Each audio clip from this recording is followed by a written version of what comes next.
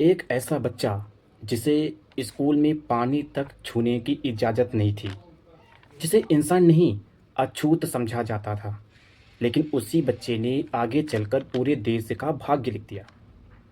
ये कहानी है डॉक्टर भीमराव अंबेडकर की। 14 अप्रैल 1891 को एक साधारण परिवार में जन्मे एक असाधारण व्यक्तित्व का। डॉक्टर अंबेडकर केवल एक व्यक्ति नहीं थे, बल्कि एक विचार, एक क्रांति और न्याय की आवाज़ थे। वे भारत के संविधान के निर्माता, महान विधिवेत्ता, अर्थशास्त्री और समाज सुधारक थे। उन्होंने उस समय जन्म लिया जब समाज में छुआछूत या भेदभाव चरम पर था। उनके समय की एक घटना है कि अगर उनको पानी की प्यास लगती थी तो कोई और दूसरा आदमी जो उनको पानी डालता था तब वो ऐसे करके पानी पीते थे और बैठने के लिए अपने साथ बोरा लेकर आते थे और वापस चले जाते थे बोरा लेकर के। तो उन्होंने वो सब कुछ देखा और उन्होंने ठान लिया, उन्होंने हार नहीं मानी, जबकि लेकिन शिक्षा और संघर्ष के बल पर उस संघर्ष को उन्होंने चुनौती दी। उन्होंने अपना पूरा जीवन दलितों, शोषितों और वंचितों के अधिकारों के लिए समर्पित कर दिया। उनका मानना था, शिक्षित बनो, संगठित रहो और संघर्ष करो। उन्होंने बॉम्बे यूनिवर्सिटी से स्नातक की पढ़ाई की और इसके बाद कोलंबिया यूनिवर्सिटी से उन्होंने एमए इकोनॉमिक्स से किया। तत्पश्चात उन्होंने कोलंबिया यूनिवर्सिटी से ही पीएचडी इकोनॉमिक्स में किया। इसके बाद लंदन स्कूल ऑफ इकोनॉमिक्स से उन्होंने डीएससी की डिग्री हासिल की। जीवन की कुछ ऐसी घटनाएं थीं जिनके बल पर आज भी कुछ लोग उनको क्रिटिसाइज करते हैं कि उन्होंने मनुस्मृति क्यों जलाई। मनुस्मृति जिसको हम धर्मशास्त्र मानते हैं, और ये उन्होंने जलाई थी 1927 को।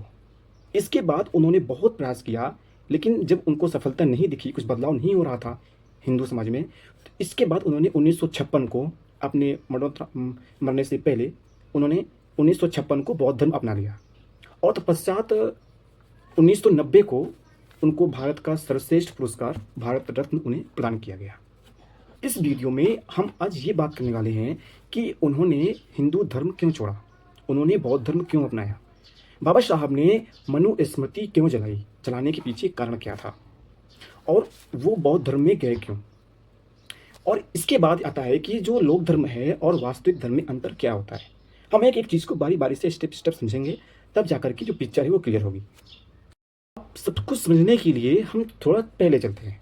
बाबा साहब जिस समाज में, जिस घर में जन्म लिए थे, जिस परिवार से वे थे, वो परिवार वर्ण व्यवस्था में निचले पायदान पे आता है। और उस समय जाति के आधार पर जो शोषण था वो बहुत ज़्यादा था। जो ब्राह्मण वर्ग था वो अपने से नीचे जातियों का शोषण करता था, जिसमें आप छुआछूत, आप जो निचली जाति के थे उन लोगों का छूने से वो लोग सोचते हमारा धर्म भ्रष्ट हो रहा है। और जो निचले वर्ग के लोग थे उनको पढ़ाई के लिए वंचित रखते थे, आप अलग बैठ करके पढ़िए, और बहुत सारी चीज़ें ऐसी थीं। आपने अगर पढ़ा होगा तो जब हमारे सावित्रीबाई फुले थी और ज्योतिराव फुले थे, उसमें भी ऐसा चलता था कि जो निचले वर्ग के लोग थे अगर वो चल भी रहे हैं ना, वो अपने साथ एक झाड़ू पीछे बांध करके चलते थे, सो दैट उनके चलने के पैर के निशान ना बने और वो ऐसे साफ होते चले। तो कई सारी ऐसी चीज़ें थी जो हम धर्म के नाम पर पकड़ के बैठे हुए थे, और उसी से हम जो निचले जाति के लोग थे उनका शोषण करते थे। कई सारे समाज सुधारक आए, और जब समाज सुधारक आते हैं तो वो धर्म सुधार के साथ साथ होता है, धार्मिक सुधार और सामाजिक सुधार साथ साथ चलते हैं।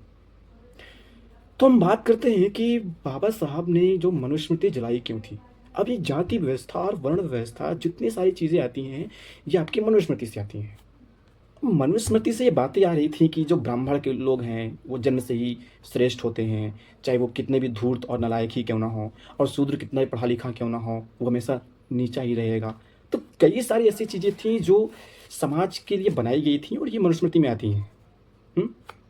तो जो ये मनुस्मृति जलाने का कारण था वो था सिंबॉलिक एक्ट ऑफ प्रोटेस्ट, मतलब विरोध करने का तरीका। जैसे कि गांधी जी ने क्या था, विदेशी कपड़ों की होली जलाई थी, है ना। तो सेम इसी प्रकार जो है, और जाति व्यवस्था का समर्थन, जो मनुस्मृति में जाति व्यवस्था का बहुत अच्छे से समर्थन किया गया, उल्लेख किया गया है, जो मैंने बताया अभी आपको। और दलितों और शूद्रों के प्रति जो भेदभाव है वो बहुत ज़्यादा देखा जाता था उसमें। तो इस प्रकार सामाजिक अन्याय के खिलाफ एक प्रतीकात्मक विद्रोह था जो उन्होंने 1927 में मनुस्मृति को जला करके किया था। हालांकि ये ठीक नहीं है कि आप किसी पुस्तक को जलाएं, लेकिन वो एक सिंबल के रूप में था। तो बहुत सारी चीज़ें ऐसी निकल के आती है मनुस्मृति से जो महिलाओं के प्रति भी अच्छी नहीं है, उनके प्रति बहुत सारी शोषणकारी व्यवस्था उसमें दिख डाली गई हैं। तो ये चीज़ धर्म तो नहीं हो सकता है, वो चीज़, वो पुस्तक है, वो समाज को किस तरह से चलाना है, समाज की व्यवस्था को चलाने के लिए ऐसा लिखा गया था, ताकि सामाजिक व्यवस्था चलती रहे। अब कोई भी अगर व्यवस्था चलेगी तो उसमें किसी एक वर्ग के पास अथॉरिटी होगी, दूसरा जो वर्ग होगा वो उसका पालन करेगा, वो नीचे होगा। तो इस प्रकार से एक व्यवस्था बनाई गई थी, उस व्यवस्था में शोषणकारी व्यवस्था भी शामिल थी। उसमें ये भी था कि जो महिला होगी, महिला को उसमें एक एक एक मतलब धन या किसी वस्तु की तरह देखा गया था, कि संपत्ति की तरफ देखा गया था, इंसान की तरह नहीं। तो ये सारी चीज़ें थी जो मनुस्मृति में थी, इसलिए बाबा साहब ने एक प्रतीक के रूप में उन्होंने मनुस्मृति का दहन किया। अब बात आती है कि बाबा साहब ने हिंदू धर्म छोड़ा, और उन्होंने छोड़ा क्यों, और वो बौद्ध धर्म के उन्होंने अपनाया क्यों? तो अब उन्होंने धर्म नहीं छोड़ा, उन्होंने धर्म के नाम पर जो गंदगी चल रही थी, जो कीचड़ था, उसे उन्होंने छोड़ा था। वरना अगर उन्होंने धर्म छोड़ा होता तो वो बौद्ध धर्म में क्यों जाते? तो सीधे तौर पे उन्होंने ये नहीं कह दिया कि धर्म की कोई ज़रूरत नहीं है। उन्होंने बहुत खोज की थी, क्रिश्चियनिटी में गए, इस्लाम, सिख, जैन धर्म, सबको उन्होंने टटोला था, क्योंकि इंसान को धर्म की ज़रूरत होती है, और धर्म के नाम पर जो नौटंकियाँ चल रही होती हैं उसकी ज़रूरत नहीं होती। तो धर्म का मतलब होता है होश में जीना, सवाल करना, अंधविश्वास नहीं होता है। तो धर्म नहीं छोड़ना होता है, धर्म के नाम पर जो गंदगी होती है वही छोड़नी होती है, और वही बाबा साहब ने किया था। आते हैं कि लोक धर्म और वास्तविक धर्म में अंतर क्या है। देखिए, लोक धर्म वो होता है जो लोक मान्यता के अनुसार चलता है। जितनी सारी धर्म के नाम पर हमने अंधविश्वास, नालायकी, बेवकूफ़ी हम पकड़े हुए हैं, और जिस चीज़ को हम धार्मिकता का नाम दिए हुए हैं, वही लोक धर्म है, जिसकी बात आचार्य प्रशांत जी भी करते हैं। क्योंकि देखिए, वास्तविक धार्मिकता का कोई लक्षण नहीं होता है, और नकली धार्मिकता का लक्षण होता है। होश में जीने को धार्मिकता कहते हैं। तो बौद्ध धर्म का जो बुनियाद था वो दर्शन था, और बौद्ध धर्म सशक्त है क्योंकि दर्शन सशक्त है, और जब दर्शन गिरता है तब समाज का भी पतन होता है। हमारे पास क्या होता है, हम जन्म से लेते हैं, हमको सिखाया जाता है कि आप ऐसे पूजा करो, इतना पाठ करो, ये करो, वो करो। कहीं भी आपको क्या धर्म के नाम पर इंक्वायरी, जिज्ञासा दी जाती है क्या आप ये खुद से प्रश्न करेंगे कि आप धर्म के नाम पर कुछ भी जिज्ञासा करते हैं? हम सिर्फ मानते हैं, हम सिर्फ मान लेते हैं। मतलब जैसे मिसाल मशीन हो, कोई मशीन है, उसको आप जैसे प्रोग्राम कर देंगे, उसी के साथ वो रन करेगी।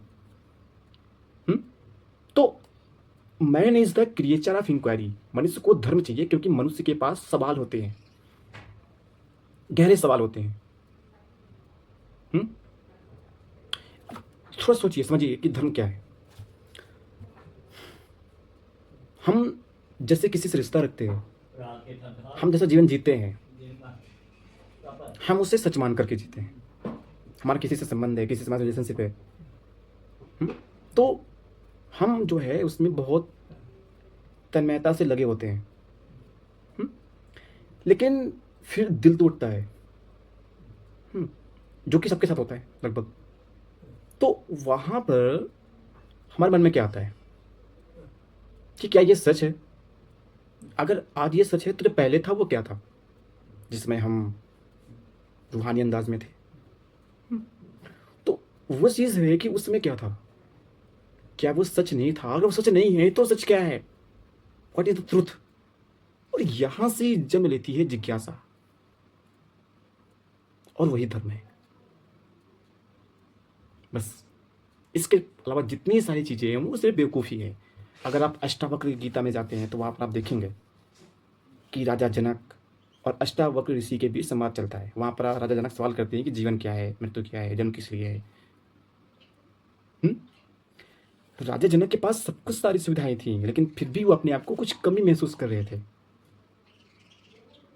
तो वहाँ से जन्म लेती है धार्मिकता, और इसी से दो भाग हो जाते हैं धर्मशास्त्र की, जो हम समझते हैं। पहला, देखिए, स्मृति को हम धर्मशास्त्र जरूर कहते हैं, लेकिन उससे एक ऐसी व्यवस्था बनाई गई थी समाज को चलाने के लिए। कौन कौन से नियम होंगे, कौन कौन से कानून होंगे, किसका क्या काम होगा, किसका क्या काम नहीं होगा, हर एक चीज़। तो ये किसी मनुष्य द्वारा लिखे गए थे, इसलिए इनको हम धर्म नहीं मान सकते। लेकिन अब बात करते हैं वेदांत की, जो कि आता है श्रुति ग्रंथ में, तो वो अपौरुषेय है, स्मृति पौरुषेय है। वहां पर बात होती है जिज्ञासा की, वहां पर बात होती है कर्ता की। आप स्मृति ग्रंथ में जाएंगे तो वहां पर उपनिषद है, गीता है, अष्टावक्र गीता है, वो गीता है, अवधूत गीता है, कई सारे उपनिषद आते हैं उसमें। तो ये सारी चीज़ें है, श्रीमद् भगवत गीता भी है, तो ये सारी चीज़ें आती है श्रुति में, और स्मृति की वही सारी चीज़ें माननी होती हैं जो श्रुति ग्रंथ का अनुकरण कर रही हैं, अथवा उनको हम बाहर कर देते हैं।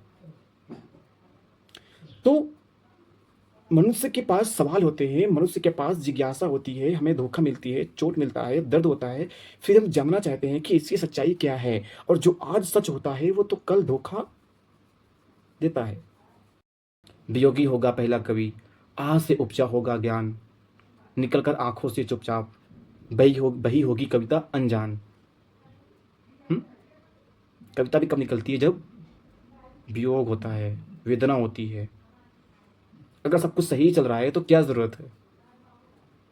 अगर अगर बाबा साहब के साथ जो बचपन से ऐसी सामाजिक भेदभाव, अछूत, वो सारा सब कुछ ना किया होता तो हमको ऐसा संविधान मिल पाता जैसा उन्होंने दिया। तो वेदना से ही चीज़ें निकलती हैं। तो वही चीज़ मैं कह रहा हूँ कि मनुस्मृति को इसलिए लिखा गया था ताकि समाज की व्यवस्था कैसी चलानी है, नियम क्या होंगे, कानून क्या होंगे, इसके लिए वो लिखे गए थे। लेकिन बात करते हैं हम धार्मिक साहित्य की, तो वहाँ पे जैसे श्रुति है, ठीक है ना, तो श्रुति एक केंद्रीय चीज़ है, वो टाइमलेस है, वो एक अपौरुषेय है। वो ऐसी चीज़ है जो टाइम के बियॉन्ड ले जाती है। श्रुति मतलब ग्रंथ वो होती है, ऐसी इंसान के अंदर छिपी हुई ऐसी बेचैनी जो आज से 1000 साल पहले भी थी, आज भी है, और अगर आगे मनुष्य रहे तो आगे भी रहेगी। और उसी बेचैनी को, उसी झटपटाहट को, उसी गम को, उसी रिक्तता को दूर करने के लिए धर्म होता है, उसी को धर्म बोलते हैं। और जब हम उस कमी, उस बेचैनी, उस रिक्तता, उस खालीपन को समझ नहीं पाते हैं और उसको पूरा करने के लिए हम बाहर अंधी दौड़ लगाते हैं यहाँ वहाँ, चाहे वो धर्म के नाम पर ही क्यों ना हो, मनोरंजन क्यों ना हो, तो वो चीज़, आपकी सारी चीज़ें धार्मिक नहीं होती, वो मनोरंजन में आती है, उसको हम लोक धर्म बोलते हैं। लोक धर्म वो धर्म नहीं है। तो श्रुति में बहुत सारे, जैसे पुराण है, सॉरी स्मृति में पुराण है, महाकाव्य है, नीति शास्त्र है, धर्मशास्त्र है, रामायण है, आपकी महाभारत है, ये सारी चीज़ें आती हैं। लेकिन बात करें हम श्रुति ग्रंथ की, तो वो टाइमलेस है, वो केंद्रीय चीज़ है। उसमें जो तुम्हारे वेदांत है, इसमें उपनिषद आते हैं, भगवत गीता भी है, तो ये सारी चीज़ें आती हैं।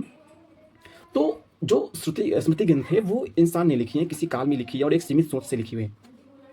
लेकिन स्मृति वो चीज़ नहीं है जिसे गंभीरता से लिया जाए। अब श्रुति में दो चीज़ आती है, वेद और उपनिषद, है ना।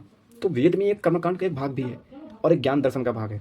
तो जो कर्मकांड का भाग है, कुछ लोग उसको देखते हैं कि हाँ वेद में भी तो कर्मकांड है, हाँ वहाँ भी कर्मकांड है, वहाँ पर भी जादू टोना टोटका की बात की गई है, लेकिन वो सारी चीज़ धर्म में नहीं आती हैं। और श्रुति जो धर्म होती है वो समय बदलता जाएगा, लेकिन यहाँ पर कुछ ऐसी बात कही गई है जो हर समय आपके काम आती है। तो वेदांत जो है वो श्रुति में आता है। तो the highest point that realisation can reach, हमारी उच्चतम संभावना जहाँ तक हम पहुँच सकते हैं, और उसी उच्चतम संभावना को राम को, कृष्ण को, बुद्ध को, महावीर को, कुछ भी कह सकते हैं। देखिए, विद होता है जानना और अंत होता है शिखर, चोटी, जहाँ तक हम पहुँच सकते हैं, तो उसे बनता है वेदांत, है ना। और मात्र वेदांत ही हिंदू धर्म है। तो धर्म का जो अर्थ होता है वो होता है नित्य, कालातीत। कालातीत इसलिए है ताकि वो, क्योंकि वो समय के अनुसार नहीं चलती है, वो समय के अनुसार बदल नहीं जाती है। और आप जो भी चीज़ें लोग धर्म के नाम पर पकड़े बैठे होते हैं, आप कोस कोस में जाते हैं तो वो सारी चीज़ें, मान्यताएं, परंपराएं बदल जाती हैं, तो वो लोक धर्म है, वो धर्म नहीं है। इतनी छोटी सी बात है। और इसी लोक धर्म को त्यागने के लिए बाबा साहब ने हिंदू धर्म छोड़ करके बौद्ध धर्म को अपनाया था। उन्होंने धर्म नहीं छोड़ा था, उन्होंने धर्म के नाम पर जो गंदगी, कीचड़, भेदभाव उस समय समाज में चल रहे थे, उन्होंने उस चीज़ को छोड़ा। वो अपनी मृत्यु के पहले समय तक वो इंतजार कर रहे थे कि शायद हिंदू धर्म सुधर जाए। उन्होंने बहुत सारा प्रयास किया, नहीं सुधरा, तो उन्होंने अंत में बौद्ध धर्म को अपनाया।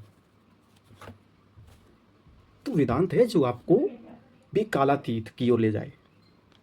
तो आई थिंक आप ये चीज़ है कि बाबा साहब ने सबसे पहली बात तो उन्होंने मनुस्मृति को जला करके उन्होंने धर्म को नहीं त्यागा था, उन्होंने हिंदू धर्म को छोड़ा तो उन्होंने धर्म को नहीं त्यागा था, उन्होंने धर्म के नाम पर जो गंदगी चल रही थी, जो कीचड़ था, जो शोषण था, उसका उन्होंने बहिष्कार किया था और इसलिए वो बौद्ध धर्म में गए थे।